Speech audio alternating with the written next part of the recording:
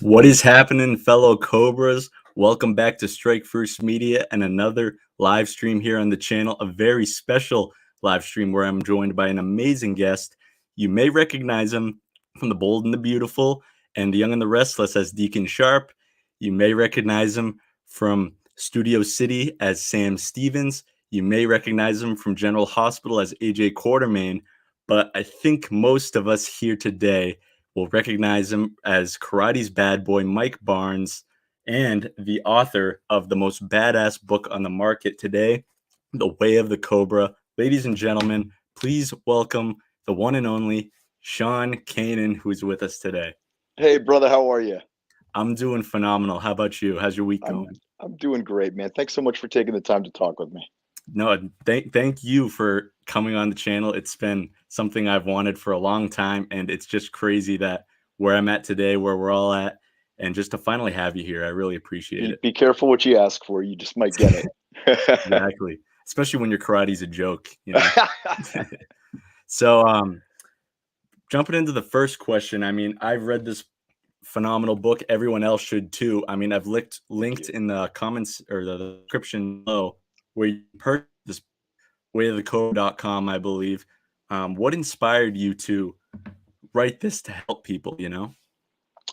Well, a couple of years ago, I found myself in a place where I had some pretty good success and I had some epic failures, some of which were rather public. And, I was looking in the mirror saying, okay, what's next, man? What's act two here?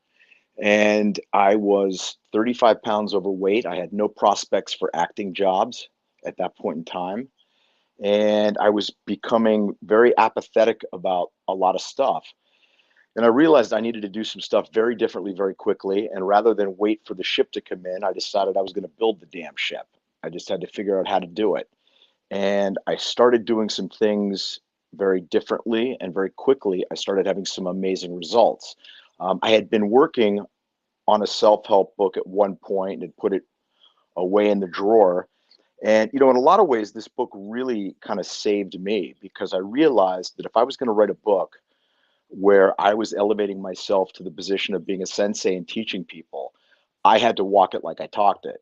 And not only that, I didn't want to come across as preaching to anybody. So I figured the best way to do that was to try and connect with my readers by sharing honesty about my life. I mean, I always tell people before you think I'm levitating on top of some mountain in Kathmandu contemplating my navel, I've made every one of these mistakes half a dozen times over or more.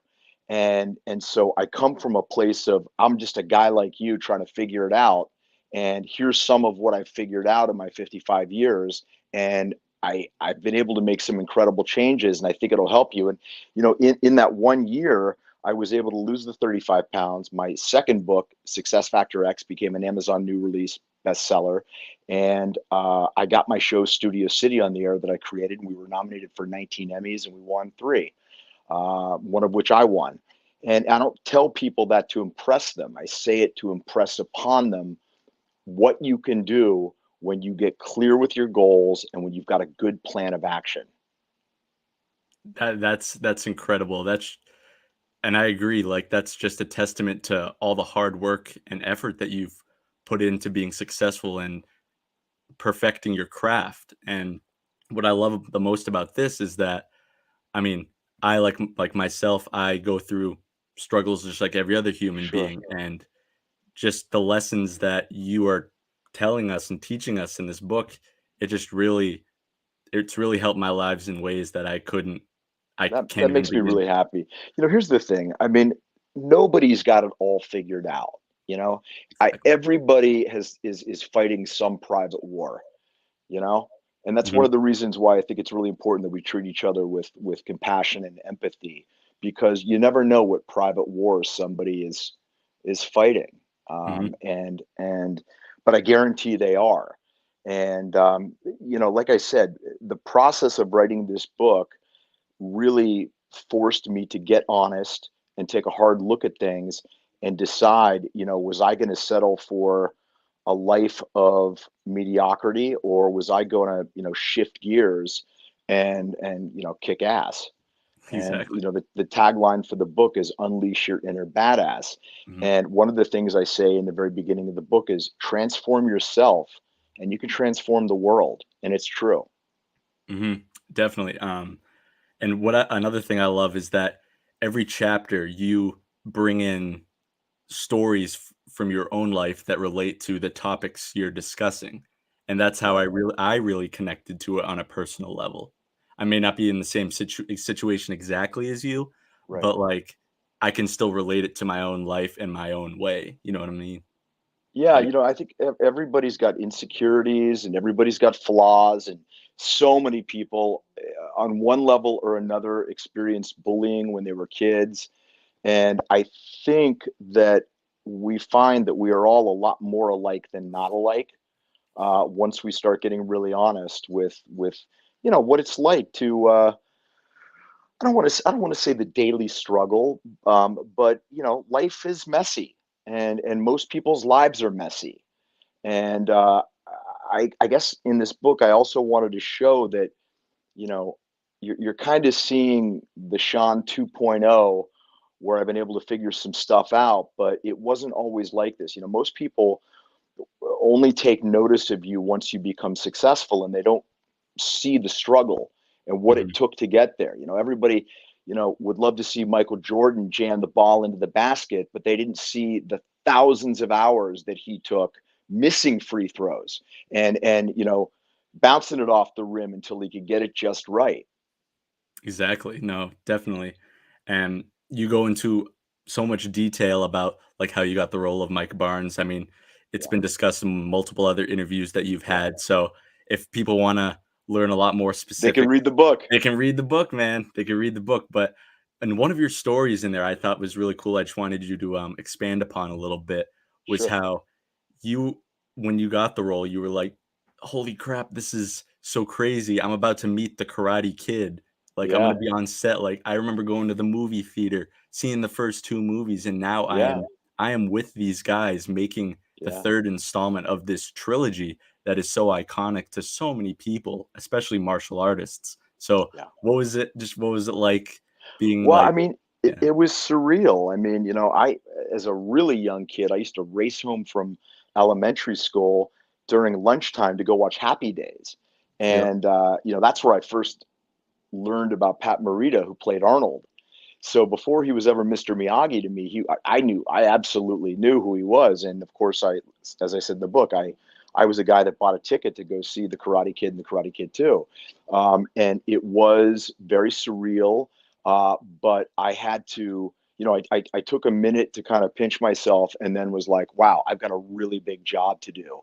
And this is, far and away the biggest thing that had happened to me in my career, but also the biggest challenge I think that I'd ever encountered in my life up to that point. And I needed to really, treat it pretty seriously. So yeah, there wasn't a whole lot of screwing around. I mean, I had, not only all the dialogue to learn, but I had multiple fights that I had to learn the choreography for. It was the first time I'd worked on a big film like that, so there was, everything was new to me. There's a whole vocabulary that's used on a film set. If you don't know it, you're trying to figure out what people are saying. I didn't understand anything about hitting marks and camera angles or anything. I had really just started acting, and I had to learn a lot of stuff really quickly, and there wasn't a lot of margin for error. yeah, and it's crazy because that's such an iconic franchise to pretty much Cut start your your teeth on, career right? in, and Yeah. I feel like with the Cobra Kai series, they were kind of playing with fire a little bit starting that thing up because, I mean, in my opinion, the way Star Wars was delved back into wasn't handled the best. Mm. So and just the worry of screwing up an iconic franchise. Yeah, I mean, it certainly could have gone south. I mean, I think the big three did an unbelievable job with what Mhm. they've created. I attribute a lot of that to the fact that they've got such a strong background in comedy. Yeah. And, you know, Billy and Ralph have really good comedic skills. I mean, Billy has been just fantastic Right. In how, when you saw the films, you thought Johnny Lawrence was like this rich kid with a silver spoon in his mouth. Yep. I remember the scene at the country club and everything like that. And in reality, you learn that, he didn't have it so easy. And Ralph, as an adult now running LaRusso Motors, you realize he's got his own set of flaws and struggles too that really humanizes him and makes him a much more likable and sympathetic character. Hmm. He's more relatable. So I Definitely. think that the guys have just they've knocked it out of the park. Yeah, and the Karate Kid is, I mean, it's one of those franchises that I'm so happy that, like, it's been really great so far, like, the films, the TV show. I mean, you Yep. killed it in your first role as Mike Barnes. Like, I've Oh, never thank been, you. like, even with, like, Chosen, no, he didn't scare me as much as Mike Barnes did as a kid watching TV. I'm like, "Oh, I don't wanna fight that guy Well, even though it's a listen, tournament." man, if it's any consolation, Mike Barnes would have scared the shit out of me too. So Yeah, that kinda leads me to my next question. If you've ever confronted a guy like Mike Barnes, have you ever confronted a guy as quote unquote "crazy" as he is? no, I don't think so, and I'm very happy that I haven't. Yeah, that's good. Yeah. So you have a pretty good background, like an extensive background in martial arts. I think you trained as a boxer in your early teenage years, Yeah, correct? I did a little boxing, and then I started with Shotokan karate when I was about 14 years old. And Mm. so, by the time I got the role, I had pretty strong basics. I mean, I've never been a guy that can do, all sorts of wild spinning aerial stuff, but I have very strong basics in Japanese karate. Mhm. And I don't know that they could have cast somebody with no martial arts background at all and Right. made him look like a national champion black belt. They had enough trouble with me, and it's not that I wasn't able to do everything, but they took a look at what I could do and played into my strengths, and it still required a tremendous amount of work. Um, yeah, I was very fortunate that I had been training and was able to do pretty much everything they asked me to do. I mean, I didn't use a stuntman Mhm. to do any of my martial arts. That's insane. That's awesome. Um, another question, kind of piggybacking off of that. I think in your book it says your sensei was Pat Morita's stuntman, right? Yes, Master That's Fumio Demura, who is now head of the Genbukai Karate Federation, was Pat Morita's stunt double, and he was actually the one who let me know that there was going to be this open call for the new bad guy. Yeah. So that's crazy. that was pretty fortunate too. It was a strange sense of destiny that I got this role. I mean, I had this preternatural sense that I was going to get this role, which is very arrogant for this young kid from Western Pennsylvania. And I remember one night I was back from college, and I was hanging out at the local uh, like quickie mart gas station type deal where my buddies and I used to shoot the shit and everything. And we're sitting on the curb together, and I was like, "Look, there's this part, and it's for the new bad guy in the Karate Kid 3." And I said, "I'm gonna get it." And they didn't laugh at me. They were like, "Yeah, you go get it, man." And I did, and it was crazy. Your experiences and your days are only gonna be as good as your mindset, That's and you listen. You have to believe that you can do it. I'm a big fan of fake it till you make it. mhm, definitely. Yeah. I just had a question, slipped my mind. Oh, yeah. Do you still Are you still active in practicing martial arts on the side when you have time? Yeah, when I have time, I do. As a matter of fact, I was actually supposed to train with Daryl Vidal in about an hour, and I wound up having a work thing. But we're going to train in a couple days. So I've trained quite a bit with Daryl with Filipino stick and knife fighting, Mhm. and then we're working on some kicks. I mean, we do it through Zoom right now, which is not ideal, but I train when I can, and I'm looking to get into a situation where I can start training again a little more formally. I mean, it's a little difficult for me to, join a class. It gets a little distracting, so I need Mhm. to do it privately. But I really would like to, I would like to get back into it on a more regular basis. I've really taken this year to do two things, which was rehab a really serious injury I had to my rotator cuff. Oh, And the injury has healed dramatically. I still have a lot of weakness in my left arm, but I've been training with a trainer several times a week. Lost 20 pounds because I wasn't able to really work out for a while. And so I feel like I'm getting to a really good place where I could start training again and kind of pick up where I left off. that's really good to hear. I'm Yeah. glad you're taking the necessary precautions, but also Yeah. striving to get back out there when the time is Yes, right. sir. That's great to hear. So I'm gonna do probably like two more questions and then Sure. see what the chat has to say, what nonsense they're saying down there. Um, Okay. so if Sean Kanan, not Mike Barnes, were to be in a dojo, one of the three dojos, and I did see you on Instagram with an Eagle Fang hoodie, so Well, that might be. you know what happened with that was my Annika Noel, who plays my daughter on The Mhm. Bold and the Beautiful, is a martial artist. And Oh, I walked into my dressing room one day, and there was this hoodie, and it just was a gift. And so I was like, "That was so cool, thank you." And I put it on and took a picture, and I kind of didn't really sort of put two and two together that everyone was going to read into it and all that sort of yeah. stuff. And then there was this, this amazing sort of speculation and all that stuff. Wow, which dojo would I be in? Geez, I don't know. Now that I think about it, though, I am kind of partial to Eagle Fang. Yeah. Most Yeah. yeah, I see more and more people are because it's just a great balance in between the 2. I mean, you got the Yep. badassness without Yep. being an a-hole, you know what I mean? Yeah. So Yeah. and because Cobra Kai, I always looked at it was like, "Nah, it's way too evil to be in if I wanted to Yeah. be in Cobra Kai." Miyagi-Do is very similar to what I was trained in. Yeah. And there's a film called The Real Miyagi, which is about Sensei Mhm. Demura.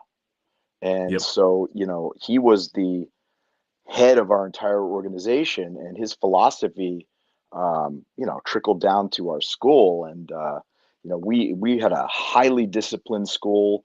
A lot of Japanese spoken in the school. Um, yes sir, no sir.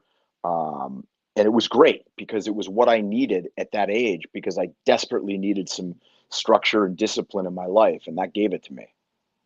That's awesome. Yeah, I just started so I did karate when I was, what, 1st grade or something like that, but in the past 2 years, I've gotten back into it. I don't know if you've heard of it. It's called Shaolin Kempo Karate. Sure. Yeah, Yeah. and my sensei is actually in the chat right now. He's a big fan, by the way, Ah, okay. Sensei Mullen. How you doing, And Sensei it's Mullet? Us. yes, we've actually been saying that the past few classes. Us. Us. So Yeah. it's just been it's that's been a great change that I Yeah. needed to make in my life because Yeah. back in college and stuff, I was a big basketball guy, Yeah. wanted to play college basketball, and then Oh, that so you're didn't an really. athlete, so you're probably doing great. Yeah, and that didn't really work out for me, but, like, I like working at things where there's, like, a goal in mind, like, I just like Yeah. being able to learn the new techniques, the new forms Right. that go into my arsenal, and I like to be able to tackle it first head on, and I just love going to class and learning every day, so Yep. it's truly been one of That's the that's best things excellent. for me. Yeah. So, last question I have for you is I have a few friends who are aspiring actors since you Mm. are very experienced and have been in multiple films, TV shows. What kind of advice do you have for someone who's aspiring to make it in the acting profession? Okay, I'll give you a couple pieces of advice. The first is this: be very sure that it's what you want to do. Be very sure that you're getting into it for the right reasons. It's a very difficult profession. It's full of a lot of rejection. Um, it's one of those professions where you can put 100% into it and come up with nothing. You go to law school, you pass the bar, at the very worst, you can become some crummy ambulance chaser. You're gonna, you're gonna be able to practice law.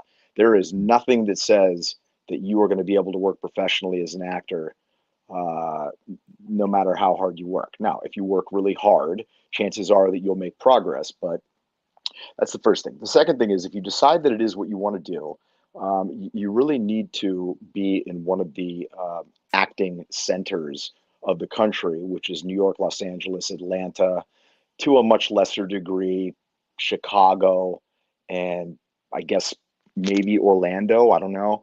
Um, and if you come out, you need to make sure that you've got enough financial foundation that Mhm. you can not have to work for a year, or if you're going to work, you find a job where you're working nights, you leave your days open for auditions. um, I would absolutely say that you must study to perfect your craft. um, Things to do that help increase your chances are watching a tremendous amount of film, studying a foreign language, studying a martial art, learning about as many different cultures and history. You never know what you're going to be called upon to play. Um, what else can I say? And the other thing too is that when I started out, there was no internet, there were no Yeah, iPhones, and now everybody's got the ability to create something. You can find a monologue and put your iPhone on a tripod and film yourself doing a monologue and put it up on a YouTube channel. So you have exactly. something you can show somebody. One of the biggest things when I was coming up is, everyone would always say, okay, well, do you have tape? Meaning, is there something I can look at you on Mhm. tape that you've done? And it was very difficult to get tape if you hadn't done something professionally. And now, you know, grab a buddy of yours that wants to be a cinematographer, grab a buddy of yours that wants to be an actor, and put together a scene, write your own scene. There's no excuse not for creating. I mean, that was really kind of the impetus for me doing Studio City. I got tired of waiting around for other people to hire me. Yeah, definitely. And it's like you said, learning a martial art, a foreign language, those are things that can separate you from everyone else and could Absolutely. help you get the role that or a role that you are aspiring to get. I mean, it Yep. goes a long way, but it is a lot of work. Yeah, it is. You do got to be committed to it. Yep, it So, is. okay, that's all I have. I'm going to turn it to How'd the I chat. do? Did I pass? I think you did pretty well for my first interview. You were the bar was you hit the bar. All right, So, cool. so a few ground rules before I answer any questions in the chat. Pretty obvious, guys. You cannot ask Sean whether or not he's going to be in Cobra Kai season 5 because he can neither confirm or deny, regardless. But I will take a gander at some of your questions and try to pick one that stands out to me. So, all right, what do we got? Ooh, here's a good one from Melissa. If you could have written Mike's character in the movies, how would you have written him, and would he still have the same personality that he has in the movie now? You know, I would have liked to have seen Mike be a much more multidimensional character. I would have liked to have understood why this 17-year-old kid came to Los Angeles unsupervised and was associated himself with a guy like Terry Silver. Mhm. Was he fighting because he needed money for his family? What was the reason? I think had there been more colors to play, that would have been great. There was very much a comic book quality to Karate Kid 3, where the characters were very unidimensional. And I think that's one of the things I like so much about Cobra Kai, is that now you have these characters that we've now learned so much more about. They're infinitely more fully formed human beings. And it really, I gave them what they wanted. They wanted to have this, unidimensional, terrifying bad guy to scare the shit out of Mhm. Ralph Macchio, and that's kind of what I did. But You I, learn more I think, about that in the book. yeah, yeah, learn more about that in the book. And I would have liked to have been able to play some more complexity with the character. Mhm. Yeah, because I feel like especially back in like the 80s and 90s, there was obviously always like a black and a white character. I feel Yeah. like today we're in the age of a gray character where no one is 100% bad, no one is 100% good. We all have flaws, and I love that. Even if you look at Drago in Rocky Mhm. 4, in the middle of the fight, when you see him basically address the Politburo guys at the fight, the Russian politicians, and he says, "I fight for myself." It was.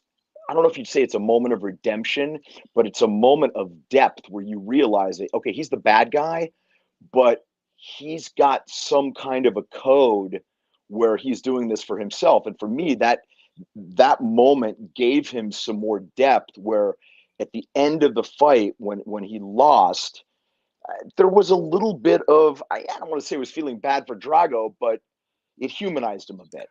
That's kind of interesting that you say that because it's the same could be said for Johnny when he gave the trophy back to Daniel. Absolutely. Yeah. And Well, I even never saw Johnny as a bad guy. yeah, I mean, even when he holds you're okay, LaRusso, and gives him the trophy. and even like Um, Darth Vader too. yeah, And that kind of counts. yeah, for sure. Yeah, So yeah. I think we got time for maybe one last question. sure. Um, here's a good one. Um, would you ever make or would you ever want to make a movie based on your life? Not necessarily all the same details, but some of it or similar. Would I ever want to make a movie based on my life? I think 55 is a little young to be considering sort of a memoir esque film about my life. I like to think that hopefully my most exciting and best moments are still yet to come. Hmm. I think it would be an interesting movie. I definitely Definitely. had some uh, very interesting experiences in my 35 years in Hollywood as an actor. It's not something I've really thought about. I think possibly because I put a lot of that into Way of the Cobra. And I'm also working on a follow up book right now to Way of the Cobra. I'm starting to outline it, which is Ooh, okay. yeah. I'm playing around with titles. I'm thinking of calling it the Kumite. Ooh, Uh, okay. yeah, that life is a Kumite. Can't That's wait what I'm to. playing with. So I'm gonna include a lot more personal stories to attach to the lessons. So um, I think for me, writing is allowing me the opportunity uh, to do that, to you know give a little glimpse behind the curtain of my personal life. Mhm. It's at some point, if somebody was inclined to make a movie about my life, it would be extremely flattering. And boy, I sure would be curious to see who would play me. Okay, I lied. One quick Okay, sure. question. One more quick question from my mom. Actually, Okay. her and my grandmother are massive General Hospital fans, and Oh, hi. Okay. Thank so you. myself and his grandma, yeah, huge fans of you playing AJ Quartermain. Who was your favorite actor on General Hospital that you worked with? Who is my favorite? Well, Steve Burton and I were very close when we worked together. Um, Wally Kurth is a buddy. Maurice is a buddy. Maurice Bernard. I pretty much got along with everybody. Rena Sofer and I did a film together years later, and now we're on Bold and the Beautiful together. Lily Melgar is in the new episodes of Studio City. So I had a pretty good relationship with everybody. But Steve Burton and I are cousins by marriage. Steve was instrumental in helping me get the role on General Hospital. And, we played brothers. We used to always say, when AJ and Jason couldn't say anything on TV, Sean and Steve always could. And we thought that, that's what helped make our relationship believable. Mhm. That's awesome. That's awesome. Well, that's gonna do it for us today. Well, Um, thank you so much, brother. I appreciate it. It was a real pleasure talking to you. And I'll tell you what, we can do this again sometime if you're down for it. oh, I'm down for it, man. No, Yeah, thank you so much for taking the time. I know you're a very busy and hardworking guy. I appreciate it. Um, I'm very thankful that you were my first interview on this channel. Oh, I didn't know it was your first interview. Very first one. You're the Dude, you very killed first. it. You did great. You think so? I mean, I was kind of, I'm over here Your shaking interview a was little no bit. joke. Really? Definitely not a joke. I am gonna have to give the gratuitous plug for the book. If you want to get a signed copy of Way of the Cobra, please go to wayofthecobra.com. And if you just want to, and if you just want to get the book itself or get the ebook, you can get it on Amazon and Kindle. And I always say this, that I do a lot of podcasts because I have a book. Of course, I want to sell books, but from the bottom of my heart and with all sincerity, I believe the information in this book has the ability to transform people's lives, and I want to get it into as many people's hands as possible. And for that reason, I'm so passionate about it. And I think if you read it, you'll be passionate about it too. Amen, brother. All One right, last man. time, I'm going to mention that link is in the description to Way of the Cobra. Go pick up your copy today to transform your life and be the ultimate badass. Thank You you once so again. much, you guys. Thank you to your entire audience, and thank you to your mom and your grandma. Okay. Thanks, Take care, Sean. brother. Have a Okay. good one. Bye-bye. All right, guys. That's it. That's all I got for you. Thank you all so much for tuning into this interview. It means so much to me. And thank you once again to Sean for hopping on, taking the time out of his very busy schedule to just come and hang out on the channel with us. And thank you guys for all tuning in.